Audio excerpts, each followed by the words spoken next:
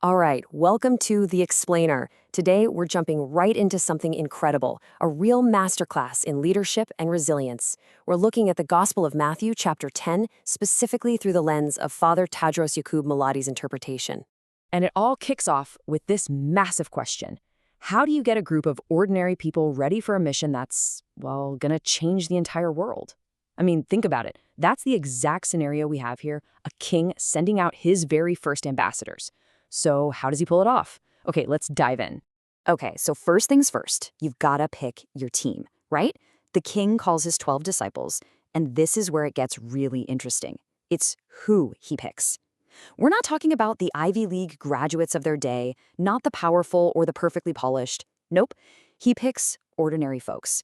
And you're about to see that's kind of the whole point. And I mean, just look at this crew.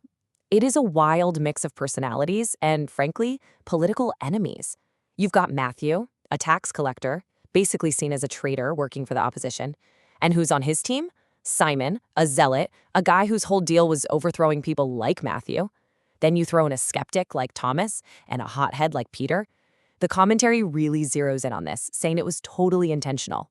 It was designed to prove that the king's power shines brightest through human weakness, and that it's strong enough to bring even the fiercest rivals together. So what kind of power are these guys given? This is absolutely crucial. The text uses a very specific word here, authority. You see the Arabic term on the screen, Sultan. This wasn't some kind of personal superpower they suddenly developed, not at all. It was delegated authority.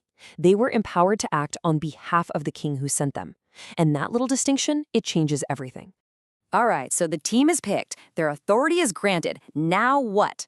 Well, now comes the mission briefing. The king lays out a very specific, very clear set of instructions. Think of it as their official rules of engagement. And their job description, it was crystal clear, boiled down to three main tasks. 1, preach the message. 2, show what that message can do through actual, tangible healing.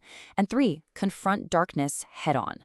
So it's this holistic mission, right? It targets the spirit, the body, and all the stuff working against them. And check this out. This quote basically lays out their entire economic policy, if you want to call it that.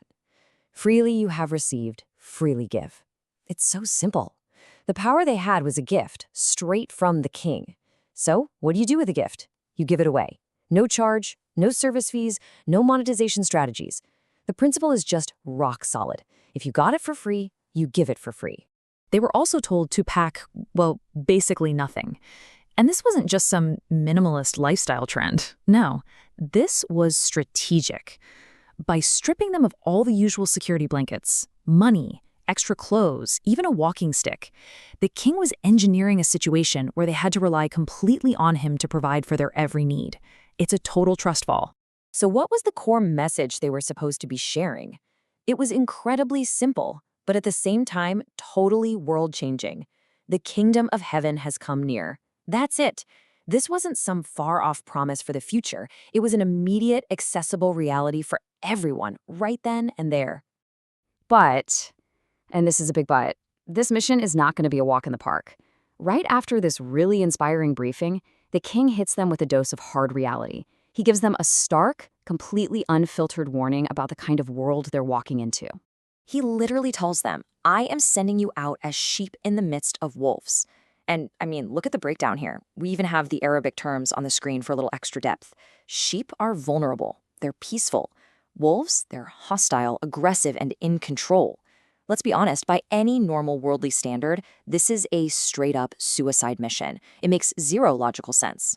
So, what's the deal? Why send them on a mission that seems designed for failure? Well, the commentary gives us the answer. The goal was never to outfight the wolves. You don't beat a wolf by being a tougher sheep. The goal was to transform the wolves. The king's power wasn't going to be shown by making the sheep stronger, but by using their gentleness to completely change the nature of the wolves themselves. Wow. Okay, so you're a sheep, you're heading into a pack of wolves. What's the game plan? The one they're given is a bit of a paradox. It's this incredible, delicate balancing act for survival and, believe it or not, for success. And here it is. The strategy is to be as wise as serpents and as innocent as doves. Now, we've all heard that phrase, but the way the commentary breaks it down is just fascinating. It's this blend of being strategic, but also harmless, discerning, but also unified. It's so much deeper than just being smart and nice. So let's unpack this. The wisdom of serpents is all about strategic self-preservation. But, and this is key, it's not about saving your own skin. It's about protecting your head, which the commentary interprets as your core faith, your connection to the king. You guard that above all else. Then you have the simplicity of doves. This is about selfless love for others. It's about sticking together, maintaining unity, and absolutely refusing to attack, even when you are being attacked. It's a powerful combination. So, after all these warnings, we're talking persecution, rejection, even betrayal from your own family. You'd think they'd be terrified. But the king doesn't just leave them hanging in fear. No, he gives them the ultimate promise, the ultimate reason to be fearless. And he does this by completely reframing their idea of risk. He tells them, do not be afraid of those who kill the body but cannot kill the soul. Think about that. He's saying the absolute worst thing your enemy can possibly do to you is physical, and it's temporary. They have zero power over what really matters, your soul. That one thought just changes the entire math of fear, doesn't it? And this next part just shows how deep the king's care for them goes. Even the very hairs of your head are all numbered. This isn't some vague, I'm watching over you kind of promise.